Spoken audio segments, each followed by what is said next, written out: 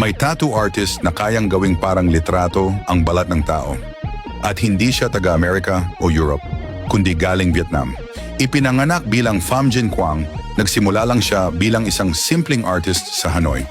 Sa una, wala siyang international name, pero may obsession siya sa isang bagay, perfection sa realism tattoo. Hindi siya kontento sa normal shading.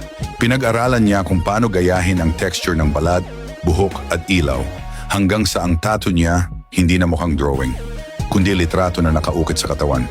Kalaunan nagtayo siya ng sarili niyang studio, Q-Needle Studio, at dito nagsimulang dumayo ang mga kliyente mula iba't ibang bansa, hanggang sa mapansin siya sa international conventions. Hindi lang siya sumasali, nananalo siya mula Rome, Berlin, Italy, Singapore hanggang Germany. Isa-isa niyang kinukuha ang Best of Show at Best of Day Awards. At ang mas nakakagulat, ginagawa na rin siyang judge sa tattoo competitions. Ibig sabihin, hindi lang siya magaling, isa na siyang basehan ng galing. Ang pinaka-signature niya, hyper-realistic black at gray at color realism portraits.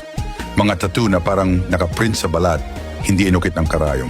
Kaya ngayon si Quang Pham ay isa sa mga artist na pinupuntahan mismo ng collectors sa buong mundo. Hindi lang para magpa-tattoo, kundi para magkaroon ng art pieces sa katawan. Kung gusto mong makakita ng tattoo na mapapaisip ka kung drawing ba o litrato, follow mo pa ang mga ganitong artist stories. Ako si Random Tats, nagbibigay inspirasyon sa likod ng bawat tinta. Huwag mong kalimutang suportahan at isubscribe ang ating YouTube channel. Salamat, stay random.